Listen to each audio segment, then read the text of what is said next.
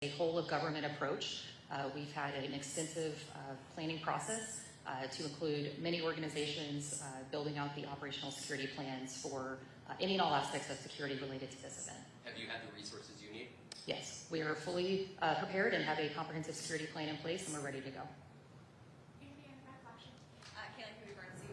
Why are you not expanding the perimeter? So we're confident in the current plan that we have.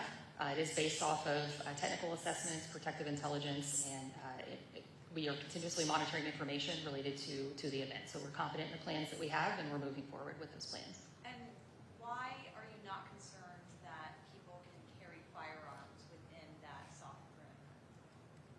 So again, the Secret Service inner perimeter is our primary jurisdiction, so I would defer any questions related to outside of that zone to my partners here on the stage.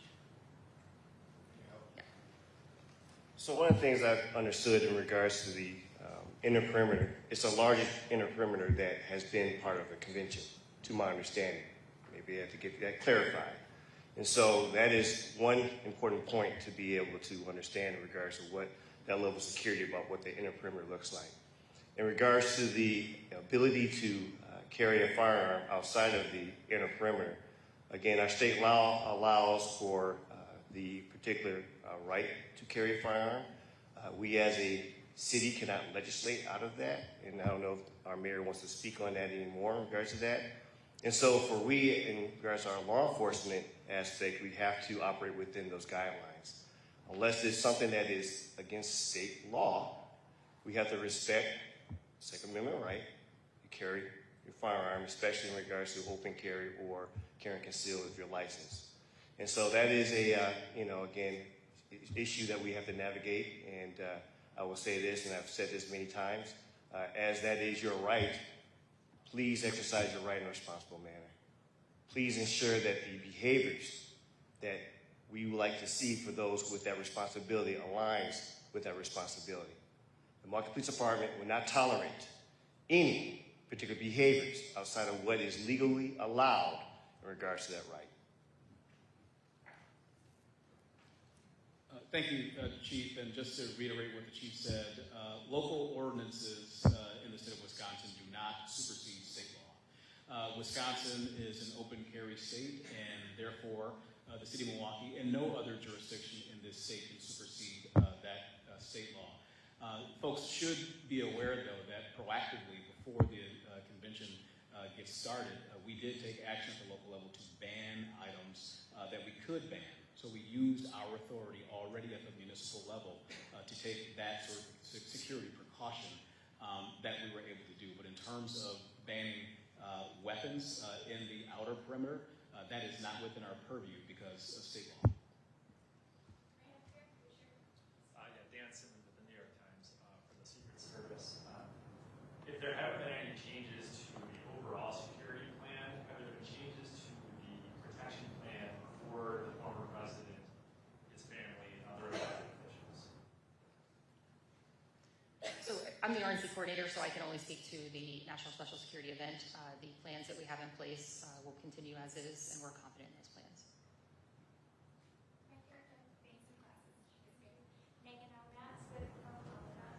Are there any new threats to the RNC or to protesters? And how will you protect protesters who are in this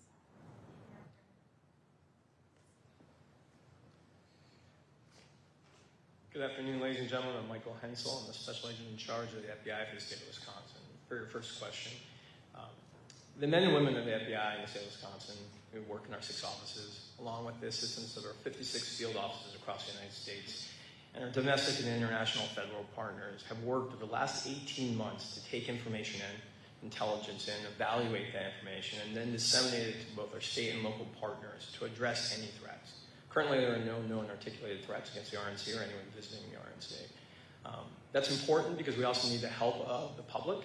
If they see something during this time or feel uncomfortable with something, please let us know. Let your local law enforcement agencies know, or the FBI, 1-800 call the FBI. Just follow up. Sorry. I just have for him. Did you have a follow-up? Next question. Right back there. Hi. Before leaving, for the Secret Service, just not make changes to the security plan based on the events of yesterday? There have been no changes to our current operational security plans for this event. Why not, given the fact the former president was the assassination? So again, this event is designated as a national special security event. So it is an 18-month process that involves all levels of government that are contributing to the operational security plans for this event. So we have an operational security plan that's built out for every area of responsibility related to any and all aspects of security related to this event. Nick Waters with Bloomberg News. So to the local and state officials on the stage, have you made any changes to your plans for this event, bringing in more officers, more intelligence gathering, and anything else as a result of what happened yesterday? I can just reiterate what I said before in terms of what the city of Milwaukee has done. Our council, in conjunction with me, passed and signed a local ordinance to make sure that there's more protection in the outer perimeter as it relates to officers from across the state of Wisconsin or elsewhere coming in to assist with public safety around this. I defer to Chief Bowman. No change.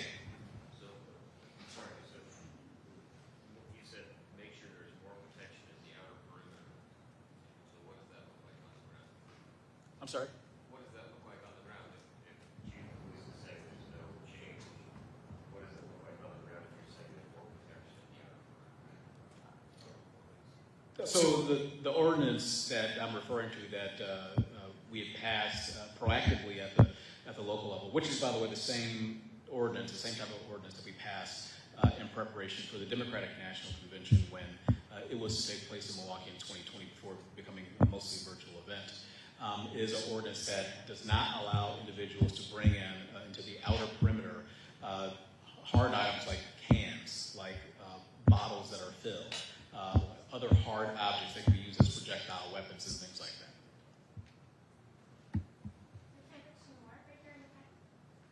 Just want to follow up something else said up here. You said that there was no threats at the moment, there were no concerns, but I would imagine that was what Secret Service and law enforcement thought yesterday as well. Are there changes to who you think or what you think the threat actors are, and are there any worries of copycats?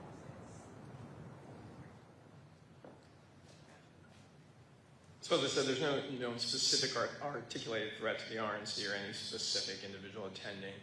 As you'd expect, after the event yesterday, we've seen an uptick in social media chatter, people talking about what happened, and we, as the lead for all intelligence matters related to the RNC, the FBI, we evaluate all of that to make sure that if it trends into criminal activity or threat-based information, we evaluate that and again disseminate it out to our federal and state partners for action.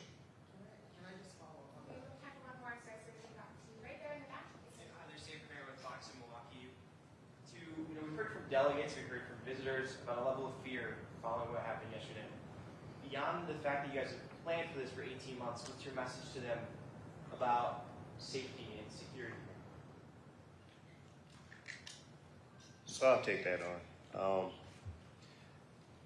As we talk about these particular type of plans, especially in regards to what we've seen across the nation and what we're doing here, I don't know if we're comparing events in the same manner. What we've seen in regards to the past are, again, rallies or town halls. They don't receive the same level of support this event receives. And that's maybe hard to kind of wrap around in regards to the type of resources being invested in this particular community. Again, we cannot talk about the operations of it. But as a leader in this community, I've seen the work. We work together, again, not only from the standpoint of the federal level, but again, my local partners, and seeing that type of investment in regards to what is being done. We are planning as much as we can plan in regards to what we know, and we're looking for what we don't know, but we are planned and actually ready with the resources. This is our community too. And looking at it from the standpoint of, I want to make sure that they understand we see you, we understand this is something of a concern, and we are ensuring that we're going to put the proper effort, the proper type of communication, which is why in this particular forum is why we're having it, to ensure that there is a communication from this collective group. We're working as hard as we can, around the clock, putting forth the effort that's necessary, not only for this RNC, but for our city.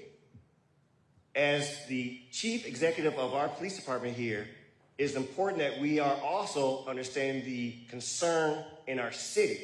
So this is for those who are attending the RNC, but we are taking care of this city, period. Will you be doing daily updates, or how will you get That's all the information? time we have now. Thank you so much. Have you been able to talk with Director Cheadle? Have you talked with Director Cheadle? Why isn't she here? Have you talked with Director Cheadle? Why not? Will there be daily updates? How will we get information during the event? And that was the end of a press conference hosted by the Secret Service and obviously local